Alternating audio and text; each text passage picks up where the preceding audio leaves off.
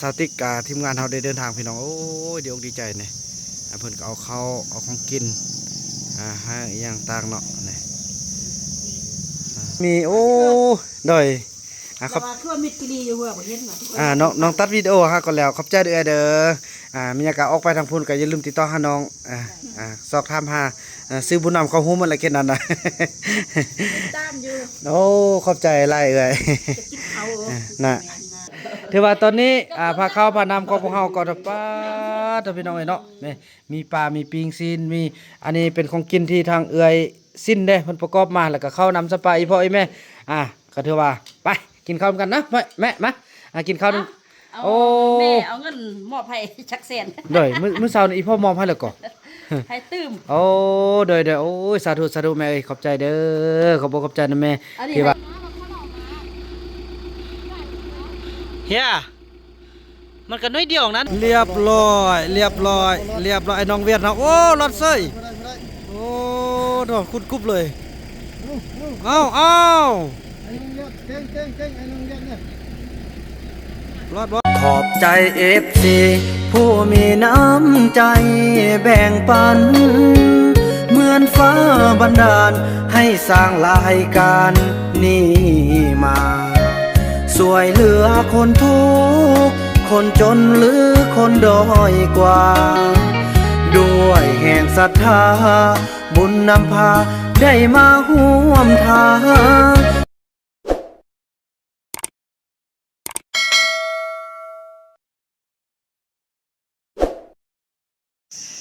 สบายดีท่านผู้ชมเนาะถือว่าภาพบรรยากาศในยามเช้ามือต่อมาพี่น้องเนาะหลังจากเมื่อวานเนี่ยโอ้ขอบใจทางเอื้อทางอายเนาะเพิ่นต้อนรับกับสู้พี่น้องแล้วตอนนี้เพิ่นก็ยังแบ่งเขาแบ่งน้ำเนาะให้พวกเราในการเดินทางกลับบ้านพี่น้องนี่โอ้ขอบใจเอื้อเด้อขอบใจหลายๆบุญคำนำสู้เนี่ยเพิ่นก็ห่อข้าวห่อน้ำโดยว่าสิได้โดยพอดีพากันตัดวิดีโอ5 คนแล้วเนี่ยให้สาวติ๊กเพิ่นไปเอาของกินเนาะโอ้ขอบใจเหมือนมาโดยก็เอาไปพดไอ้เอาไปพดขอบใจไรเนาะก็ถือว่าต่อไปก็เช่นมันไปยามเพื่อนอีพ่ออีแม่เนาะโดยสบายดีพ่อสบายดีตอนเช้าพ่ออันนั่นดิว่าจะไปหาอีแม่ดิแม่ก็เนี่ยอยู่กับโดยเมื่อเนาะอันนี้จิตใจโอ้โดยขอบใจพ่อต่อไปสู้โดยจิตใจห้ามต่อไปไปถอยลงได้โดยสาธุพ่ออีพ่อขอบใจอะไรพ่อได้ก็ทำมันสู้โดยพ่อพ่อเดี๋ยวขอบใจอันนี้เป็นเงินที่ว่าพ่อมอบให้100,000 กีบพี่น้องการเดินทางของพวกเราในการอยู่การกินนี่แหละพี่น้องแล้วก็เมื่อคืนนี้ก็ได้พักน้ำเพิ่นก็เป็น FC พี่น้องเพิ่นก็โอ้บ่คือบ่ฟันว่าทีมงานของพ่อต้องเลือกเขาสิมาฮอดมาถึงขอบใจพ่อเด้อเดี๋ยวเจ้าน้อยลูกสิได้นำลังไปเพราะว่าอีแม่เพิ่นอยากให้ไปลิ้นน้ำเนาะจะได้ไปลิ้นน้ำจะได้ซองเบานะเมียนบอลเด้อเมียนบอลพับบอลดีตอนนี้ก็ทางเอื้อยเพิ่นก็เนาะได้มอบน้ำให้ทางสาวติ๊กทีมงานเราได้เดินทางพี่น้องโอ้ยเดี๋ยวดีใจเนี่ยเพิ่นก็เอาข้าวเอาของกินให้อย่างต่างเนาะนี่โถพี่น้องเนาะเนี่ยได้กินข้าวกินน้ำกันละนี่เนยอันเพิ่นนั้นเพิ่นแบ่งให้กินตอนเช้าติบใส่ท้องให้พวกน้องเลยพวกน้องว่าจะได้เดินทางละโดยแม่ละนอนอยู่บนพักนี้ดำนี่นะอ๋ออันไปกินตำเมื่อคืนนี่นะบ่แม่นอ๋อโดยนี่พี่น้องนี่ไม่ได้คนโอ้พี่น้องเด้ออันติ๊กอันเพิ่นใส่ทองยาแล้วก็ขอบใจเพิ่นเด้อพี่น้องเนาะเนี่ยโอ้พี่น้องได้100,000 กีบอีพ่อเพิ่นให้ค่าเดินทางโอ้ดีใจพี่น้องไปทักก็มีแต่คนหูจักฮักแพงเนาะขอบคุณขอบคุณบ้างเอาไว้นี่จะได้ไปขอบใจเพิ่นอยู่เพิ่นก่อนเครื่องคนขึ้นไปเถิงเด้อขึ้นไปขึ้นไปล้างรถตึมเจ้าน้อยหมาเราก็จะได้อีพ่อเพิ่นสิพาไปยามบ้านยามเฮือนเพิ่นเนาะพอมือวานเพิ่นโทรมาโอ้เพิ่นว่าดีใจบ่ขึ้นบ่ฟันว่าบ่เอาผู้นำอาจสิมาเยือนเห็นแต่อยู่ทาง โทรศัพท์เห็นแต่ทางทีวีเพิ่นว่าเนาะแต่มื้อนี้ก็เพิ่นว่าเป็นบุญเด้ก็เป็นบุญเพิ่นว่าดีใจที่ว่าแท้จริงเพิ่นก็สิบ่เอาหรอกเงินค่าพักบอกเพิ่นว่าโอ้บ่ได้มันก็มีถือว่าพาตรงเรื่องเข้ามาก็มีการเปื้อนอีหยังต่างๆนะจะได้ซักจะได้อีหยังต่างบอกนำก็ให้ไปนี่ไอ้บุญรอดเฮาโดยจะได้กลับกันมื้อนี้คิดว่าฝนบ่กันว่าฝนบ่ตกสิได้นอนต่อฝนสวัสดิ์ตกนี่เพิ่นก็มีข้าวมีน้ำเอาเงินให้เนาะขอบใจเด้อเด้อให้อยู่ดีมีแฮงร่ำให้รวยบัดนี้ช่วยไอ้บุญรอดในครั้งนี้ได้กลับขึ้นมาเป็น100 เท่าพันเท่าเด้อ ไปจำอยู่ตลาดนี่บ่อ๋อโดย เมื่อวานก็ได้มาพักอยู่นี่ท่าบันพักอีพ่อเพิ่นตั้งแต่เช้าเพิ่นละพอเพิ่นเปิดแต่ต้นแรกเลยเนาะไหลออกไปน้ำรถพวกน้องนะอันนี้รถส่วนตัวนะเอารถส่วนตัวมา ตอนนี้ก็อันนั้นบ่นู้นอันนั้นบ่แม่นอันนั้นสิ พอตรงเรื่องเขานี่แหละบ่ลูกชายล่ะตัวนี้ลูกชายเพิ่นกับนำคือกันนี่พูดนั่นนี่มาคำน้อยประหยัดลายเติมเลยได้เพิ่นเอาข้าวเอาน้ำให้ละบัดนี้เอ้ยไอ้บุญรอดเนาะ เป็นบุญมาฮอนมาเทิงกันมีโอ้โดยครับทั่วมิดกิลีอยู่หัวบ่เห็นว่าน้องตัดวิดีโอฮะก็แล้วขอบใจเด้อมีอยากออกไปทางพุ่นก็อย่าลืมติดต่อหาน้องสอบถามหาซื้อบุญนำเขาฮู้มันอะไรแค่นั้นนะตามอยู่โอ้ขอบใจหลายเอ้ยน่ะเลยไปไอ้นุ่นหิ้วเครื่องเนาะหิ้วเครื่องละกันบ่ไอ้จับกันไอ้นุ่นไปหยังไอ้นุ่นกินน้ำโอ้โดยไปขอบใจเอ้ยเพิ่นเด้อันเอ้ยเพิ่นขอบใจละเด้อเนี่ยไอ้บุญรอดเนาะขอบใจเพิ่นเนาะขอบใจเด้อเด้อเนี่ยเพิ่นเอาเงินครับซื้อขนมบ้านน่ะไปแวะซื้อขนมเนาะไปซะได้เมื่อคืนนี่ม่านบ่อยู่น้ำพวดก็ไปม้อยเบิ่งนอนคนละบ่อนเฮ็ดซะได้พ่อเมียละบ่นอนนำกันเขาเจ้าแบบว่ามันเป็นอันนี้นะแบบเซาติกหันบ่มักพวกย้อนว่าพวกขี้เหล้าพวกขี้เหล้าแล้วก็ไปอยู่แต่ป่าหั่นนะแล้วอยากให้พวกมาอยู่บ้านเดี๋ยวนี้พวกมาอยู่บ้านแล้วก็ค่อยปรับตัวเอาเนาะคันว่าบ่ขี้เหล้าแล้วคันเฮ็ดเวียกเฮ็ดงานแล้วก็ค่อยว่ากันเนาะแต่เมื่อคืนนี่บ่ได้จักบ้านนี่บ่ได้แจกจักบ้านบ่ได้นอนติดกันนี่บ่ได้ย่อบ่นอนแฟะกันว่าเป็นสระตังว่างแผ่นดีดักคัก บ่เกิดมันโอ้ยอมเลยเด้อครับก่อนขอบใจหลายเด้อไอ้สิ้นเด้อขอบใจเด้อเด้อเด้อไอ้เด้อกลับก่อนสิเอาไปนำกันมันติเอาไปน้องติเด้อน้องก็สิไปลิ้นเข้าอีแม่พอเพิ่นก็เป็น FC ติดตามน้องเด้เพิ่นว่าบ่เชื่อว่าสิมาฮอดมาถึงบ้านพักสิเด้ ก็เพิ่นก็เชิญไปลิ้นนำอยู่เฮือนสิได้ไปยามเพิ่นก่อนขอบใจเด้อเด้อขอบใจเนาะพี่น้องไปเดินทางเอาไอ้นุ่นจับของกินข้าวเฮาหน่อยของเขาไปกินไปเดินทางบาดนี้พี่น้องเอ้ยโอ้ดีใจพี่น้องเอ้ยไปใส่ก็มีแต่คนหักคนหอมอันนี้แหละนู่นเอ้ยคันเฮาเฮ็ดดีทำดีเนี่ยไปใส่ก็มีแต่คนช่วยคนเลือจังซี่ละน้องทุกคนน่ะมีเพิ่นฮักเฮาหมดน้องเอ้ยสิไขตู้นี่ก่อนพอจะเอารถออกแล้วเด้เอารถออกแล้วก็ขึ้นไปหาเขาอีแม่อยู่ทางพุ่นเนาะ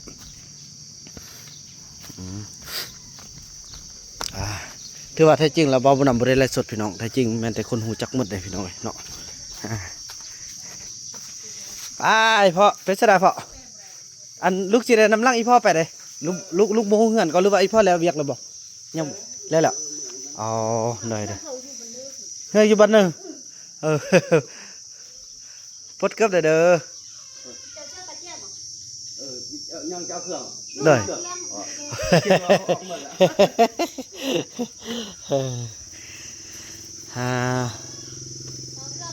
เอาเถอะลูกอันเอาเครื่องก่อนจะสั่นเลยพี่น้องเนาะเอาเครื่องแล้วก็สิมัน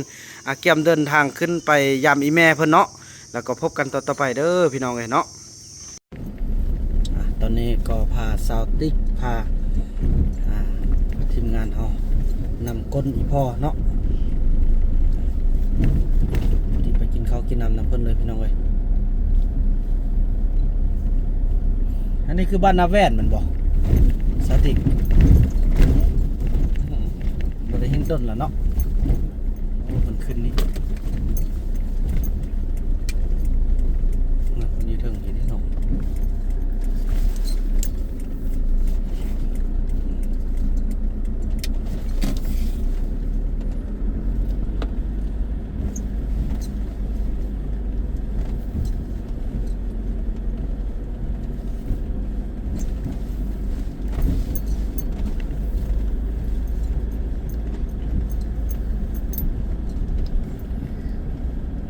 เพิ่นดีใจเด้เห็นพวกเฮามาพักมาเซาอยู่เฮือนเพิ่นโอ้ไกลเติบนะเฮือนเพิ่นเนาะ เล่นทึบ เป็นบ้านใหญ่เด้บ้านนาแวนี่เนาะบ้านใหญ่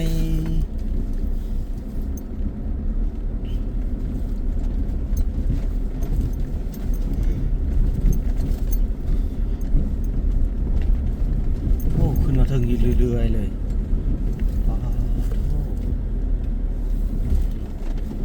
โอ้นี่ฮอดแล้วงานเพิ่นฮอดแล้วนี่งานเพิ่นเขาก็ต้องมาจอดแบบนี้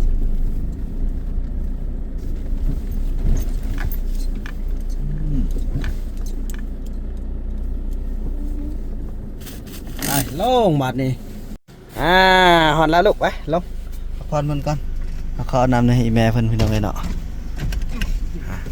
ไปใครได้บ่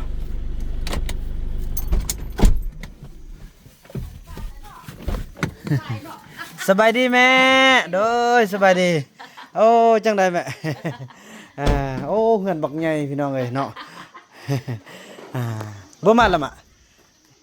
เบออีจิเบอมาประมาณบ่อีเดอร์ไกล่ะ อันใดเด้อเอาเครื่องกินเด้เอามาเด้ฮะสมัยเริ่มอ่ะอย่าดมอย่ากำลังแรงอ่ะเด้บ่ยอมมาสิกิ เลยrenyangสบายดีเด้อมันสุคนสมัยเลอะเด้โอ้กุมมูโลเจอกี่ส่งแท้ยอยัดหูละโอ้ยัดกุ้งหุ่นละเด้แล้วกี้ไก่แล่นอันบัดแล่นใบอันยงอันยงก็ยอแย่งพร้อมนะพออันก็ยัดประเดกันแล้วก็หอมก็ดะลึงก็น้องง้ออันยงก็ซอกเจเดือนก็มุ่นอันก็เดเดือน3 ล้านต่างแต่งเวียกอันเยอะอันแย่งปล่อยก้อนปลอนี่ ได้มาจำเบิ่งมาดาโตนี่ก็เบิ่นได้ยงอันนี้ปะแม่นแหละย่อนั่นแหละย่อแล้วก็แต่ฮักเกอร์คำดะลึงเบิ่งมาพร้อมย่อมาพร้อมย่อ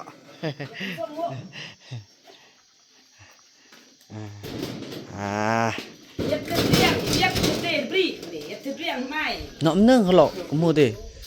นึงแล้วมันส่ง แย่เท่านึงเพิ่งพอเขายับเข้าไปในนึงบอกมันก็วาดจากมาเอากินลงมามาดิมาก็กูยินแต่กลางแต่งโทษนะ อันนี้เป็นเมียน้องผัว เลย ไปอยู่น้ำเข้าเด้อ ไปเอาคำน้อยเอาตั้งเอามาใช่ไหมเขาแม่พอกินข้าวนำกัน น้ำหน่อยนะหน่อยตีป่ามาทำหน่อยนึง อันนี้คำน้อย คำหน่อยนี่เนาะส่งมันทำอย่างไรจะวางกี่ คำน้อย นี่คำน้อย ส่งก็ซื้อส่งนี่ น่ะ ฮาติ๊กเข้ามานั่งมานั่งเก็บโอ้ดีใจอยู่ป่าทุกกินแต่มันกินแต่มะข้อ แขวเรื่องแขวแดง มาบ้านไปย่างมีรถไปอยู่น้ำข้าวรถใหญ่มีดีใจพี่น้องเอ้ยโอ้บรรยากาศดีได้อยู่เท่านี้อันเซอร์น้ำเนี่ยแม่น้ำประดานเนอะ น้ำก๊อกไปเจาะน้ำร้าน อ๋อน้ำก็เป็นน้ำประปาเนอะ บ่มีน้ำประปากำลังเฮ็ดปีนี้นะ อ๋อ มาเฮ็ดปีนี้น้ำประปา แล้วเดี๋ยวนี้น้ำก๊อกต่อมาแต่เส้นโอ้ ไก่เติบ นี่ก็กำคัดอ่ะดิ คาด มันคัดขัก น้ำนี่น้ำนี่เดี๋ยวกูบ่เบื่อแล้วนะ แต่ก็ยำปีก็หอมกอกปีก็พอด พุ่นก็เอาเครื่องงามให้นุ่งเฮ็ดสะอาดทาครีมกินข้าวอิ่มใจเพิ่นลาย ข้าวคิมมันบ่งาม งามโอ้ทาครีมเอาเจใส่ซบให้มันแดงงามพวกก็มักผมเฮ็ดมันยาวบ่น่าจะเอาอันเข้ามายืดผมมันยาวงามมัดดีๆเข้าสบายเข้ากับคนหั่งคนมีคนมีรถมีโล่มีเงินอยู่ ยมายงโอ้บ่แล้วยงบ่แล้วน้ำเนื้อก็บ่แล้วยงพอเพิ่นไปซื้อของกินต่อเด้อถือว่าจังซั่นแหละพี่น้องเนาะพบกันต่อไปพอตอนนี้กำลังเก็บหากับเก็บอีพ่อเพิ่นก็ไปซื้อของกินสมทบตึมพี่น้องเอ้ยเนาะเพราะว่า กินสมาธิกัน ได้แต่วิทย์ลูกก็บ่คิดว่าสิกลับเลยแต่ว่าไอ้แม่บอกให้มายามกันเลยแล่นมายามก่อนโอ้โธ่ทึกใจอันไอ้นู่นขนาดแหละ กินเลยตู้น่ะ ได้ข้าว นี่เนี่ยอยู่กินมีเจออย่างนี้เฮ้ย ถือว่ายัดได้โหเลยล่ะกันนี่พอแกเรื่องเรื่องย่งตัวส่งนี่ไกส่งกับปนกรรมปนเวรกันแหละ แม่นแหละก็ว่าเนี่ยบอกมันแหละว่าให้อยู่เพราะว่าก็มักแล้วแต่ว่าอยากให้พรอยู่นำตึมนิดนึงหมดสัตว์เท่านั้นน่ะพี่น้องเนาะ เฮ็ดดีคือที่ว่าวางบนพูนอันเดอันเซนอันมือนี่แหละ เครื่องอันกะทิโอ้ยแต่ละนี่ แม่นแหละตะแนมเกอ ตะแนมนี่ โอ้ขอบใจแม่ขอบใจเนี่ย นี่บ้านที่นี่แหละกินน้ำหวาน เชิญ กินน้ำแซ่บ กินในวันน่ะอย่ากร้านเด้อ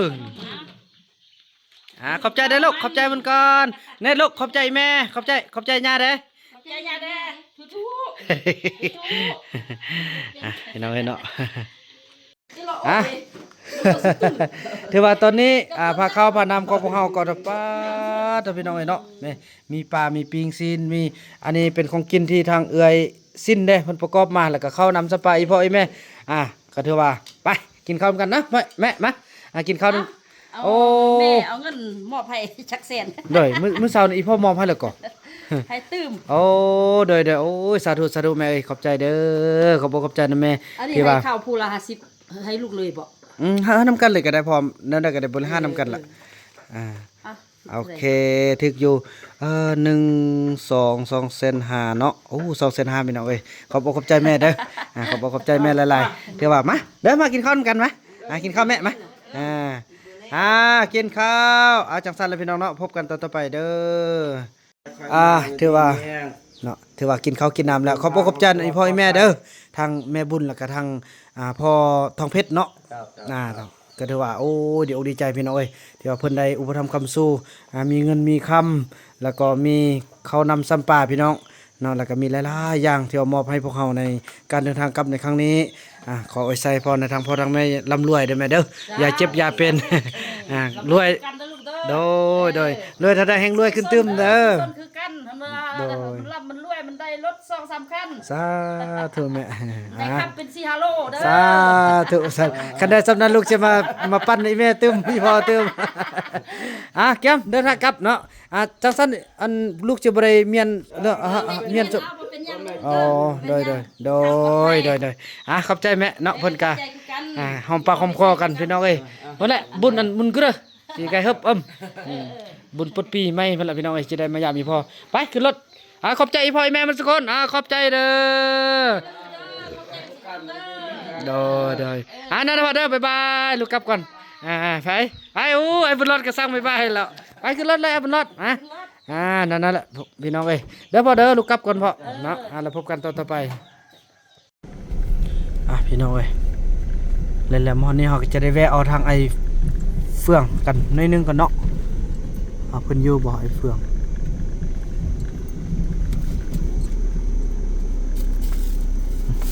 นี่ฮะเด้อ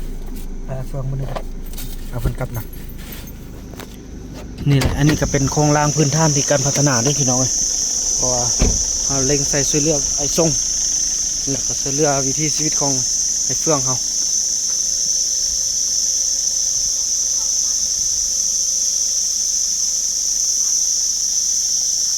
คุณว่าจังไดก็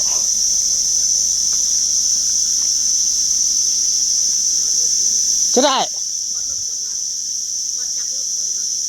บ่ได้แล้วเพราะอันนั้นเขาเจ้าอยู่หั่นนุ่งเครื่องนะว่าบ่นุ่งเครื่องจะเถื่อ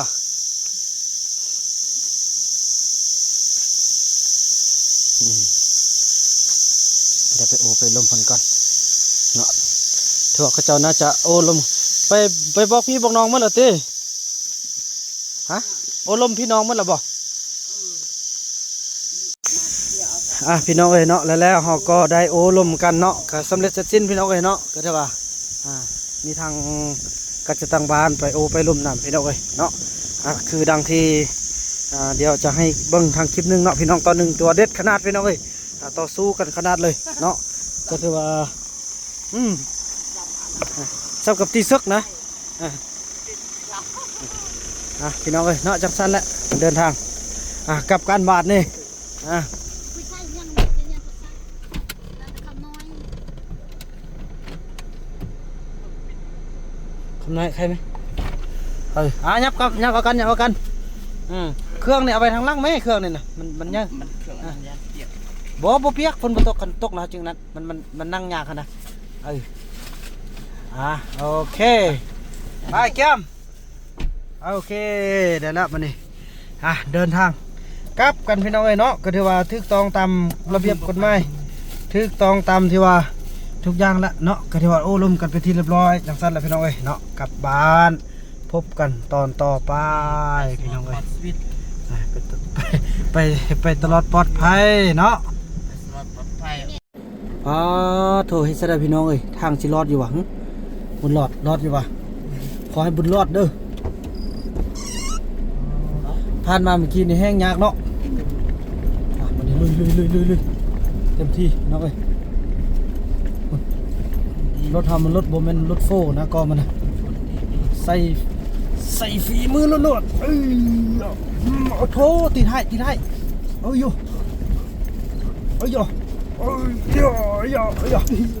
ถูกฆ่าบ่มันนี่ตายคักขอให้มอมเด้อรถตีซ้ายตีขวาแล้วเดี๋ยวนี้เนาะไอ้บุญรอดขอให้รอด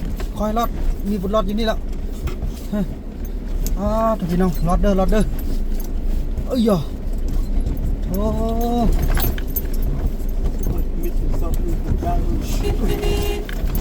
โอเคเด้อสอทางรถค่อยมันยากเด้อพี่น้องจะได้เอารถมาลากแล้วบ่เดี๋ยวนี้นะขอให้รอดเด้อขอให้รอดเธออยากมีกองไทยเห็นตอนนั้นลุยนั่นนี่เด้อพี่น้องเอ้ยคุณเนาะรอดเด้อรถทิ้งไปรถทิ้งลงมาก้านกันดีๆเว้ย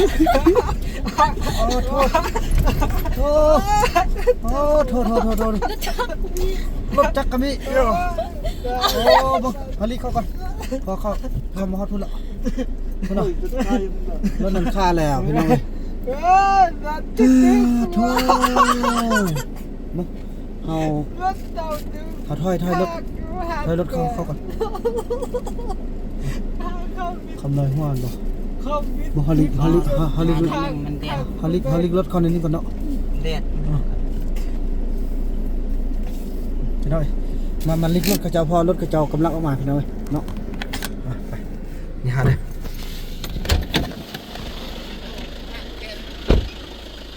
รถขาเนี่ยเที่ยวมีแต่ชิ้นซับตู้เลยดอกชิ้นนะนี่พี่น้องเอ้ยผ่านมาตอนนี้ลิกเขาเจ้าก่อนเนาะดูทางพี่น้องเอ้ยอุปสรรคในการเดินทาง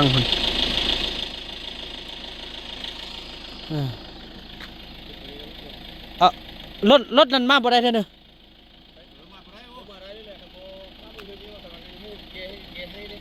เขากำลังบื้นเหมือนบ่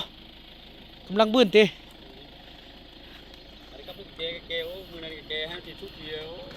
บุบแม่งช่างแก้วเนาะ5ได้สิโอจังช่างแก้วเชื้อของค้าที่ได้ให้ซื้อเฮาก็จะไปได้ใช้คาของแกให้แนวเอ้ยผู้หญิงผู้ชายครับมันนะใช่ฟื้นเนาะ100ให้จบดิไปเบิ่งกันหน่อยพี่น้องเนาะ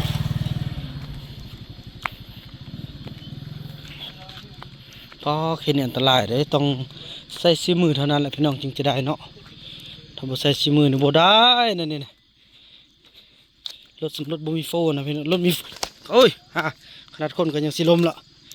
ขับรถมีโฟได้ก็ได้อันนี้เขาต้องมันเรียบผิดไอ้สุมานี่เจือกลงแน่นอนเลยเด้เอาไปเบิ่งเขาเจ้าไปยุ่งซวยเขาเจ้าก่อนเนาะ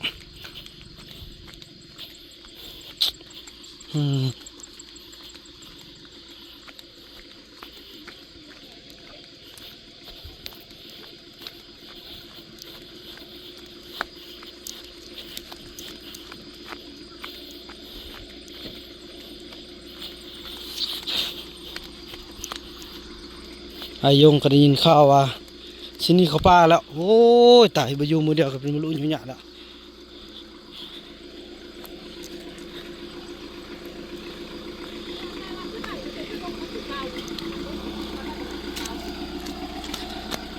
ไปซะเด้อมันฟรีเนอะ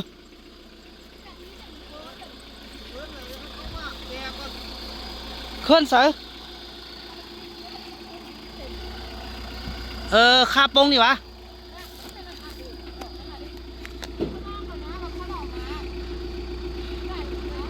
เฮียมันกันน้อยเดียวนะเนาะแล้วเราอยู่บ่เขาสองคนอยู่บ่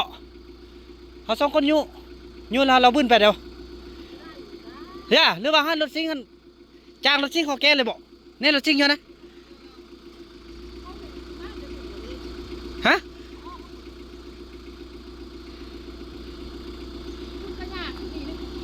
บ่โอ้ยากคือกันเลย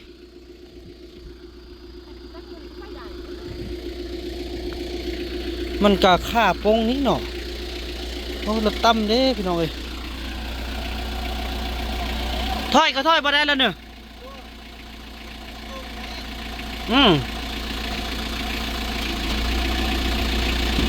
บ่มีเสียมเนาะเอาเสียมจอกแม่ซะน่ะเอาเสียมจอกแม่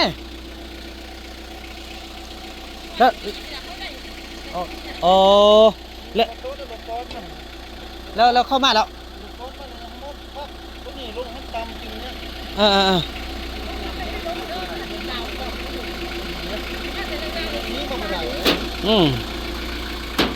อยู่กับบ่ได้เลยเนาะมันค่าเนาะค่าปงเอ้ยตายแล้วรถฟอร์ดเข้ามาแล้วมาแล้วเนี่ย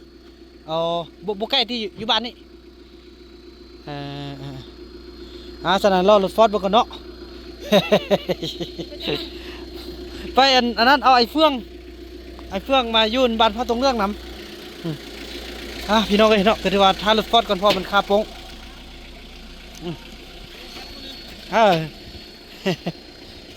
คาปงพี่น้องเอ้ยเนาะ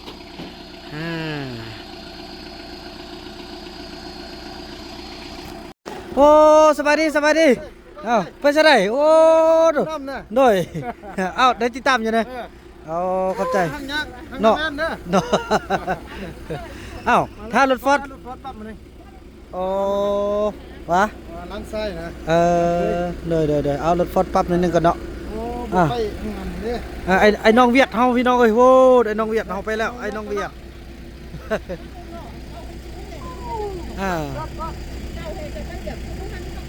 ได้พุ่นรถเวียดเฮาไปละ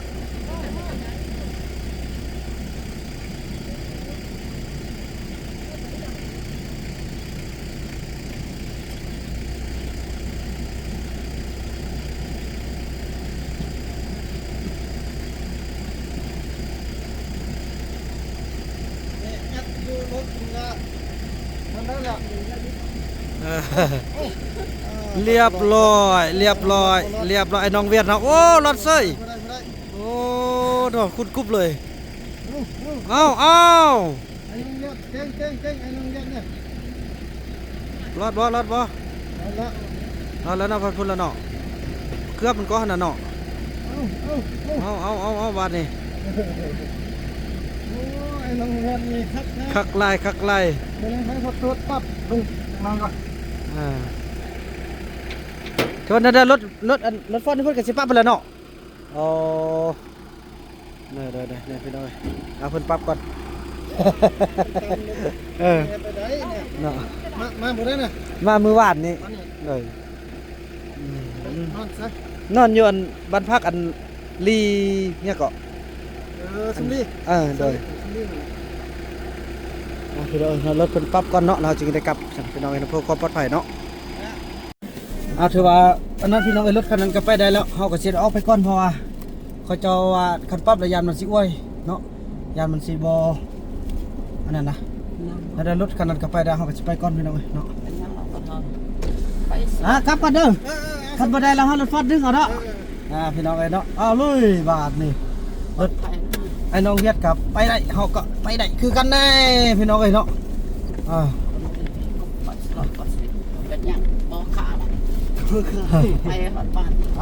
ความปลอดภัยเด้อรถไอ้น้องเวียดเฮาก็ไปนำมาแล้วเฮาก็นำไอ้น้องเวียดเฮาแต่มีบนนึงที่ว่าเขาเกือบผ่านนะพี่น้องเดี๋ยวเฮาจะแก้จุดนี้ให้มันได้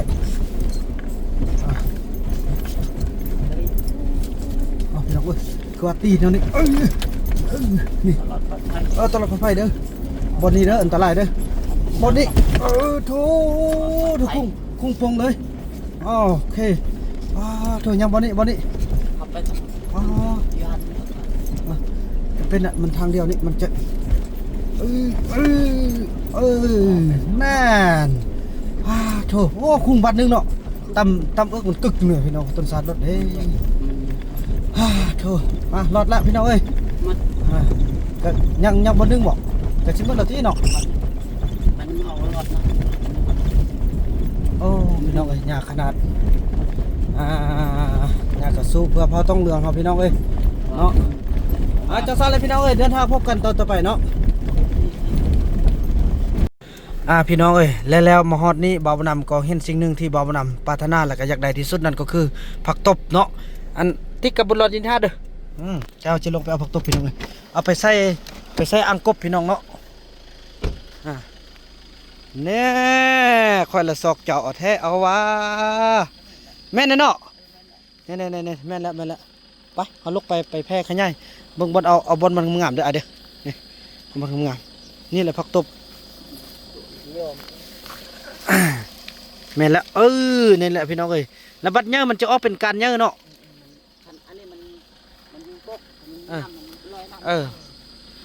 เอาลูกให้มันได้หักเด้อไปปล่อยใส่อันอ่างกบเฮาพี่น้องเอ้ยเนาะเบิ่งซอกทุกอย่างก่อนเด้อทุกอย่างบ่อยู่รถเฮานี่มีบ่บ่มีพี่น้องเอ้ยเนาะบ่ต้องการก็ต้องการจักซี่ก็พี่น้องเอ้ยอันนี้ก็แม่นหมด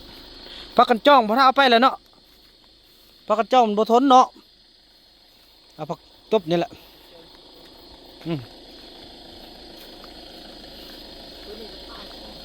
บ่ตายมันบ่นี่พี่น้อยเอาไปแล้วก็ไปปล่อยปะให้มันขึ้นเนาะแม่นเนาะผักตบรุ่นอันเฮากินก็ได้นี่เนาะรุ่นหันเป๊ะตำคนอันนี้มันบ่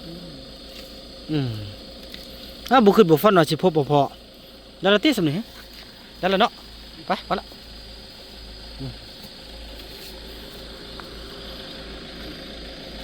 รถเด้อช่างนั่งเลยบ่แห้วหรอกติบ่ทันแห้วหรอกเนาะไปละไปเลยจักสั่นแล้วพี่น้องเอ้ย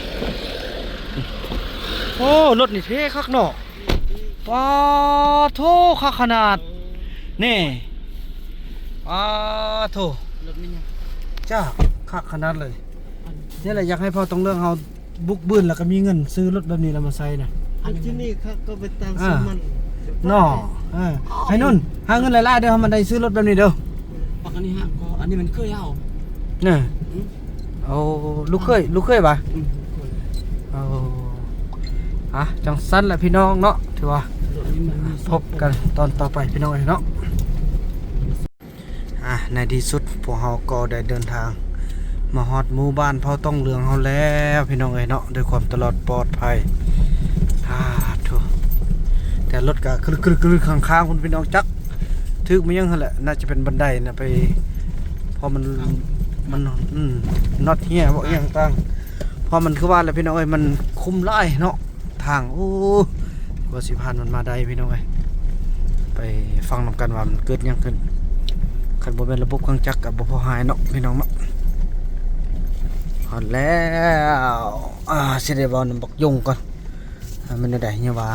ที่นี่เขาป่าตลอดแท้สนุกนั่นแล้ว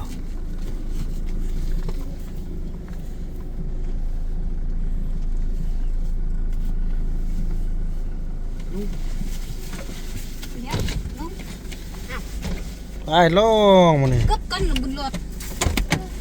เอาเครื่องลงเด้อพี่น้องเอ้ย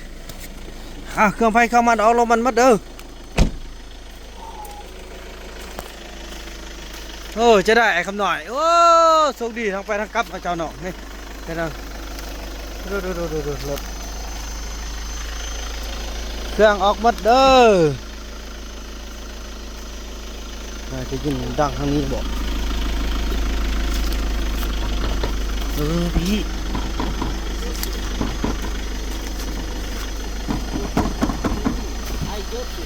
เกือบใส่เอาซิวน้ำตัวไปใส่เนาะเอาไปใส่ไปเอาย่างไปเอานั่นแหละเกือบตัวเองยังบ่มีอันนั้นเบิ่งอันนั้นเคี่ยวเอาไปแช่น้ำไปเด้อเอาห้องไปหมดเลย top nha อันผักตบเนี่ยเนาะเอาอันมักคืออันมักเนี่ยไปตำส้มกินเดี๋ยวกินข้าวสวยแล้วบ่ได้กินข้าวสวยเด้อบ่มีกระยาแล้วเกือบเต็งยังบ่กุมบ่ร้อนแล้วยามันเฮ็ดเวียงทำไมไอ้สิซื้อให้เด้อไปเกือบก็เหี้ยแล้วเนาะบ่ประโยชน์เนาะคนบ่ประโยชน์นี่นะเนาะเกือบตัวเองก็ยังบ่อันนั้นเนาะพี่น้องเอ้ยเบอร์นั้นเอาไว้ดีๆได้เด้ออันเบอร์นั้นนะเบอร์เดินทางนะย่าเบอร์ยกใหญ่เอาไว้ดีๆเด้อโอ้ อยู่นี่เลยเทว่าแนวนั้นแหละพี่น้องเอ้ยเนาะเทว่าติดตามคลิปต่อไปเด้อบ่าวนำจะไปโอลมกับมอยงนี่แม่นเอาได้เนี่ยคือว่าอยากเมื่อป่าถ้าอยากเมื่อเฮาก็จะเป็นแล้วพี่น้องเอ้ยเนาะเฮาก็ห้ามบ่ได้เด้เฮ็ดได้บ่าวนำบอกแล้วเด้บ่าวนำจะบ่ห้ามไผอีกจะได้บ่รอดแม่นก็สิมักแตงให้เนาะตำมักแตงกินเอาเด้อคือเอาอันน้อยอันนั้น นี่นั่นนะพี่น้องเอ้ยคลิปนี้บ่าวนำขออนุญาตจบคลิปกันซ้ำนี้ก่อนเนาะแล้วก็พบกันใหม่ในคลิปต่อไปเด้อคลิปนี้บ่าวนำขอกล่าวคำว่าสบายดี